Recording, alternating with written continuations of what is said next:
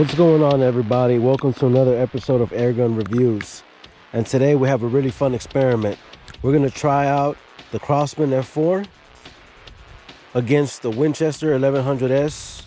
And we're going to try out shooting at 100 yards. And we're going to see how far you can accurately shoot with these air guns. We're also going to try out the Gamma rocket pellets, which are 9.6 grains. And now the Crosman F4 comes with the dovetail rail. So I purchased this adapter from Amazon. I'll drop a link in the description. And it's a really low profile, which I really like it. And we're going to try out the CVLIFE 3x9x40 scope. Now we're going to set up our target first at 30 yards. And once we get our 0, we're going to back it up to 100. This is the CVLIFE 3x9x40 R4 Reticle Crosshair scope, and I want to give a big thanks to CVLIFE for sending me this to review. The scope's length is 12.20 inches and it weighs just 0.76 pounds.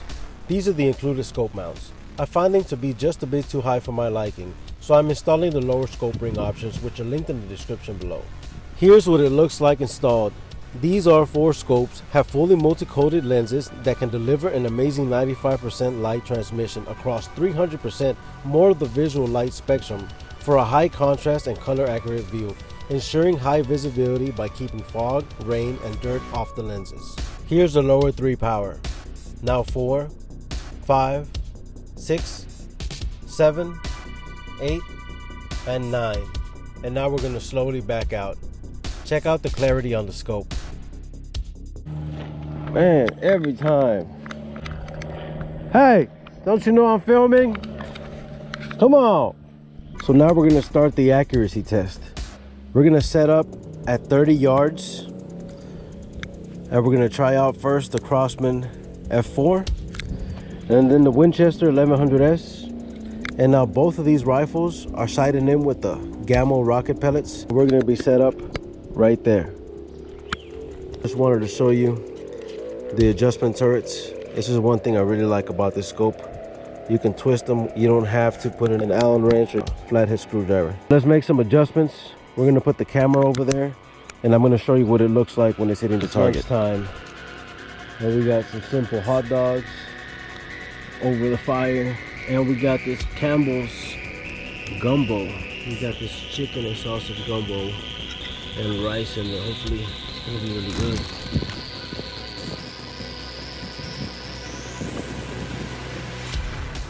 That's all the way zoomed in right there. And now I'm gonna zoom out to 5, and then I'm gonna zoom in a little bit on the phone. We're gonna compare first the Crosman F4, and then we're gonna shoot the Winchester with the iron sights. And I'm gonna do 3 shots. Sergio's gonna do 3 shots with each, and we're gonna show you the groups. So here's the first 3 shots. Let's go.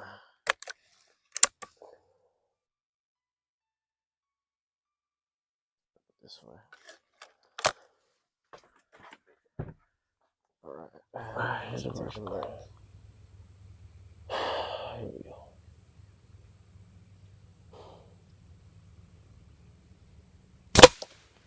Oh yeah. It hit a little bit high. A little bit high. But that's fine. Let's just shoot 3 each just to see where they're grouped. And if we see that we need to make an adjustment after these shots, then we'll do that. Right. But right now, let's just look at the grouping.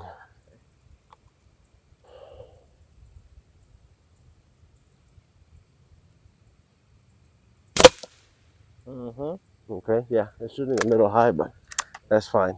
So it's shooting a little high. Just a little high. I over adjusted it because we were that close. Okay. But that's expected. But at this distance, if it's shooting like that, when we go out to 100 yards, it won't have that much of a drop. Yeah. So let's leave it like that for now. Okay. And so you're centering it up, but it's just I'm gonna center it up at this distance, just a little high, so that we can hit a little bit closer on bullseye at 100. Okay. Or that's the plan. I hope we do. So here's the 3rd shot. Okay. Cool. So that's aiming at bullseye. So take those 3 shots, and then we'll switch over to the Winchester. You gotta give it a little smack, yeah.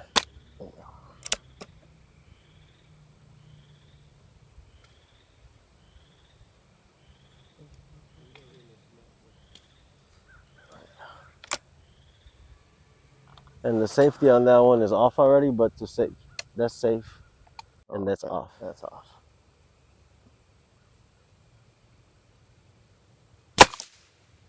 Nice. I think you hit right where I hit it. Right next to it, yeah. Okay.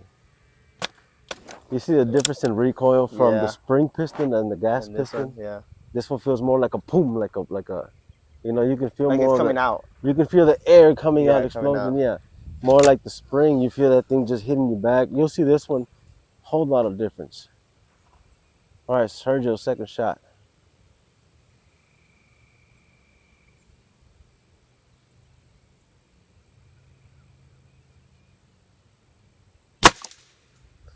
Nice. So that's his left. One more. They're all grouping right there. Yeah, they're all. Yeah. That's good though. Yep, that's exactly what we want. Let's see if I can. This one a little bit.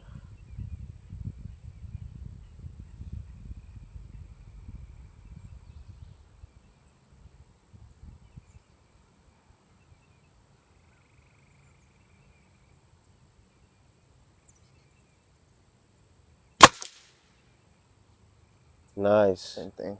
Yeah, it's in that area. That's They're all grouped though. That's perfect. We're gonna switch it up. Now I'm gonna shoot 3 shots with the Winchester 1100S. This is gonna be a little challenge, I think, when we go out to 100. It's a little illusion. All right, so, but this was tried and tested. I've shot a lot of rabbits with this, so I know it's hitting well. First shot.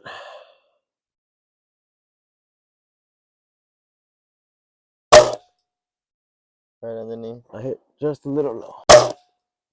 Same spot. So here are the results for 30 yards. That's the Crosman F4, and that's both of our shots. And that's my shot with the Winchester. And those are Sergio's 3 shots. First time shooting with iron sights. Pretty good grouping. So now let's go back straight to 100 yards.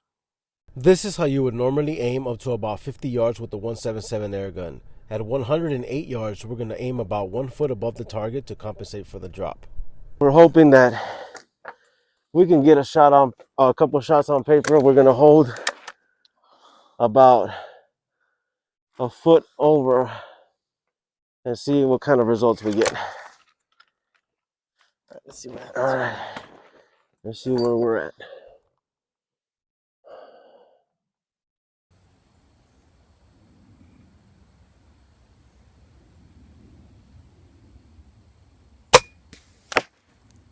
I hit something. You hit the box.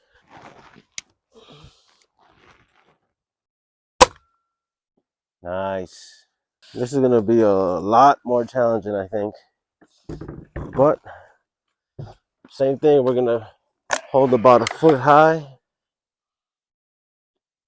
and we're gonna hope for the best with iron sights. Where are we at? About a foot high. I don't think I hit.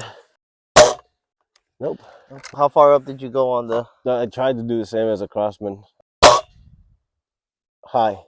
High? Yeah. After several attempts, we couldn't get a single shot on target with the iron sights. Turns out we were aiming just a bit low, and we hit the ground and the bottom of the box mostly. But it was still a pretty good grouping. It was consistent. For 100 yards, the Crossman F4 with the scope, we managed to get shots right here. That's the drop. It's about almost 3 feet, right? Mm-hmm. So to hit it, we would have to aim a lot higher. 1 week later. All right, so we're gonna try to get a better group at 100 yards. We got a little bit more wind today. And you can see out there the blades of grass. But if you can't see it, watch this. Wind's blowing to our right, that way. And you can see out there the blades of grass bending, so we're gonna make an adjustment and aim higher than we did last week. We have a stronger wind, so we're going to have to compensate half a foot for that. The wind proved to be strong and pushed the lightweight 177 pellets with the gushes of wind to the right side of the box. I kept hearing that I was hitting the box, but I wouldn't see anything on target. So I would aim half a foot more to the left when the wind picked up. Then I would aim back normal when the wind died down.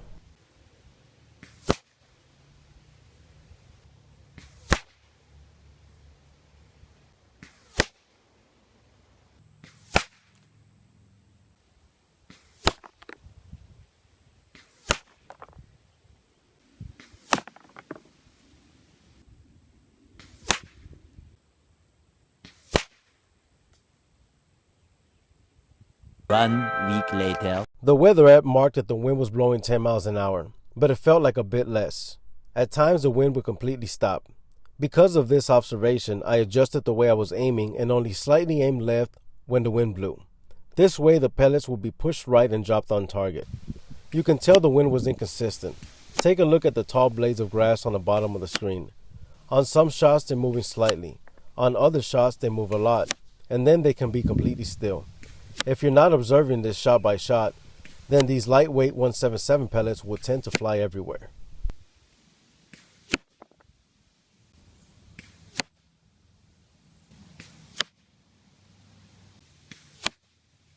I took a few more shots to get a better grouping. I got 3 more on target and the others clustered on the bottom with the rest. We're at 170 yards. Let's try to get on paper. Nada, tostada. I couldn't even hear or see if it hit high or low.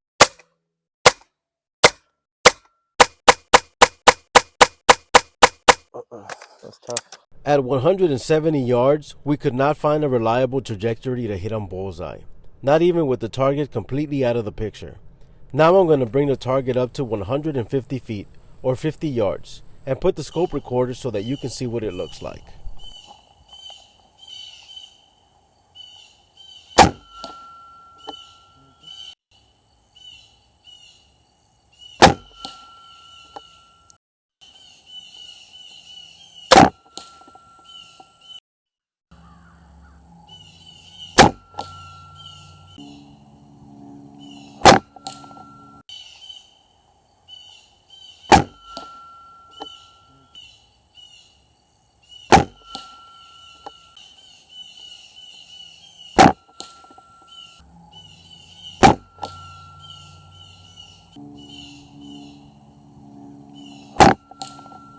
So those are the results that we got with the scope recorder. It's a little challenging shooting the airgun with the scope recorder, but that's still pretty good results. I hope after watching this video you have a better understanding of the capabilities of a Break Barrel 177 airgun. Make sure to check out the CVLIFE store on Amazon. I'll drop a link in the description for everything that you need.